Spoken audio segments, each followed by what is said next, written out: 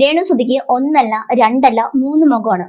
കാരണം എന്തെന്ന് പറഞ്ഞാല് ഇപ്പൊ കരയാണെങ്കിൽ അടുത്ത ആള് ഡാൻസ് ആണ്. അത് കഴിഞ്ഞിട്ട് സബ്സ്ക്രിപ്ഷൻ സൈഡിലോട്ട് പോവാണ്. കാരണം വെച്ചാല് അതിന് അവർക്കൊരു കണ്ടന്റ് ഇട്ട് കൊടുത്തില്ലെങ്കിൽ പിന്നെ അത് കിട്ടത്തില്ലല്ലോ. അതുകൊണ്ട് ആ ഒരു സങ്കടത്തില് ആള് അത് വിട്ട് കളയത്തില്ല. കാരണം കിച്ചു പോണെങ്കിൽ പോട്ടെ, ഒരു സൈഡിൽ കൂടെ കിച്ച് ഇരുന്നാലിരുന്നാ മതി, ഇല്ലെങ്കിൽ ഇല്ല, അതങ്ങ് പോട്ടെ, അവിടെ ആർക്കാ നഷ്ടം. പക്ഷേ ഈ രേണുസുതി ഇവിടെ ഒരു ചെറ്റത്തരം കാണിച്ചിട്ടുണ്ട്. അപ്പൊ ഇന്നലെ ഉണ്ടായിരുന്ന സമയത്ത് ആ ഒരു കിച്ചുവിന് എന്തോ ക്യാഷ് അയച്ചു കൊടുത്തതിന്റെ ഡീറ്റെയിൽ തന്റെ കൂട്ടുകാരികൾക്ക് ഈ ഒരു സമൂഹത്തിന്റെ മുന്നിലേക്ക് വെളിപ്പെടുത്താൻ വേണ്ടിയിട്ട് ഇട്ടുകൊടുത്തിട്ടുണ്ടായിരുന്നു. ഏതെങ്കിലും അമ്മമാര് ചെയ്യുന്ന കാര്യമാണോ? ഇപ്പം സ്വന്തം അമ്മയാണെങ്കിൽ ഒരിക്കലും ചെയ്യത്തില്ല. നൊന്ത് പ്രസവിച്ച് അത്രയും നാൾ കഷ്ടപ്പെട്ട് വളർത്തിയ ഒരു അമ്മയായിരുന്നെങ്കിൽ ഒരിക്കലും ഈ രേണുസുതി ചെയ്ത ചെറ്റത്തരം ഒരിക്കലും കാണിക്കത്തില്ല. ഈ രേണുസുതി 10,000 രൂപയൊക്കെ കൊടുക്കുമെന്ന് ആർക്കെങ്കിലും തോന്നുന്നു? അത്രയ്ക്ക് ദാനശീലയായിട്ടുള്ള ഒരു വ്യക്തിയാണെന്ന് എനിക്ക് തോന്നിയിട്ടില്ല. അപ്പോൾ ഈ ഒരു പേയ്മെന്റ് കൊടുത്ത പൈസയൊക്കെ ആള് സ്ക്രീൻഷോട്ട് ചെയ്ത് മറ്റേ ഇവിടെ ബെസ്റ്റ് കൂട്ടുകാരികൾക്ക് അയച്ചു കൊടുത്തിരിക്കുകയാണ്. ആ മക്കൾക്ക് ഇത്ര രൂപ ചെലവാക്കി, മക്കൾക്ക് വേണ്ടിയിട്ടാണ് ഞാൻ ചെലവാക്കിയത് എന്ന് പറഞ്ഞിട്ട്, മക്കൾക്ക് ഇന്ന സാധനങ്ങൾ ഞാൻ മേടിച്ചു കൊടുത്തു എന്ന് പറഞ്ഞിട്ട് ഒരു അമ്മമാരും ഇങ്ങനെ വെളിപ്പെടുത്തത്തില്ല. അതെന്താ? സ്വന്തം അമ്മയാണെങ്കിൽ ഒരിക്കലും ചെയ്യത്തില്ല. ഇത് സ്വന്തം അമ്മ അല്ലല്ലോ. അപ്പൊ സ്വന്തം അമ്മ അല്ലാത്തതുകൊണ്ട് അവർക്ക് എന്തും ചെയ്യാം. ആ ഒരു കുട്ടി ചോദിക്കാനും വരത്തില്ല. എന്തായാലും മഹാ ചെറ്റത്തരം, ഒരിക്കലും കാണിക്കാൻ പാടില്ലാത്ത ഒരു ചെറ്റത്തരമായിട്ടുള്ള പ്രശ്നമാണ് ഈ രേണുസുതി ചെയ്തിരിക്കുന്നത്.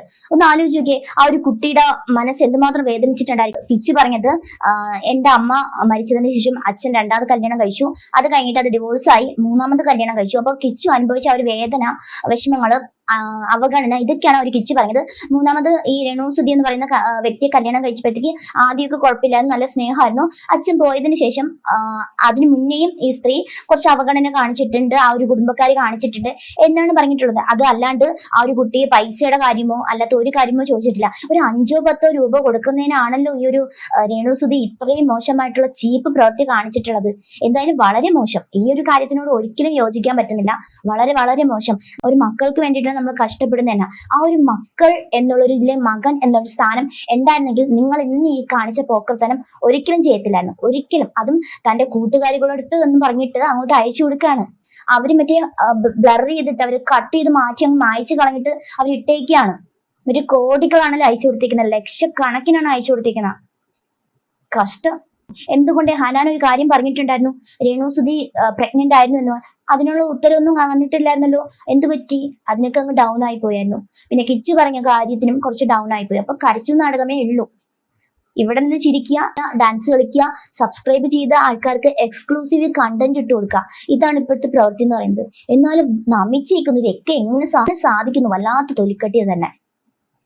കിച്ചുവിനൊരു തെറ്റ് പറ്റിപ്പോയി. ഇനി എന്ത് വന്നിരുന്നാലും ഈ ഒരു സ്ത്രീയുടെ കയ്യിൽ നിന്ന് 1 രൂപ പോലും മേടിക്കരുത്. അന്തസ് വിട്ട് ഒരിക്കലും കളിക്കരുത്.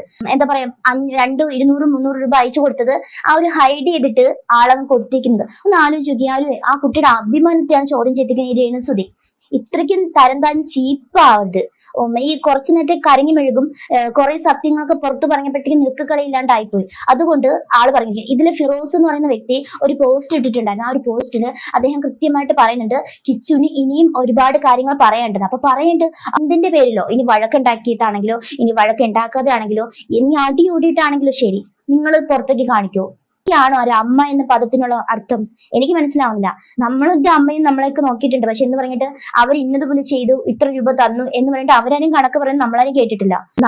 നമ്മളെ ഇത്രയും നാൾ നോക്കിയത് അവരാണ്. എന്നിട്ട് പോലും അവര് ഇത്ര ചെലവാക്കി, ഇത്ര നിന്ന് എങ്ങനെ ആക്കിയില്ലേ എന്ന് പറഞ്ഞിട്ട് നമ്മളോട് ചോദിക്കാൻ വന്നിട്ടില്ല. എന്തായാലും നിങ്ങളുടെ അഭിപ്രായം ഒന്ന് കമന്റ് ചെയ്യാൻ മറക്കരുത്.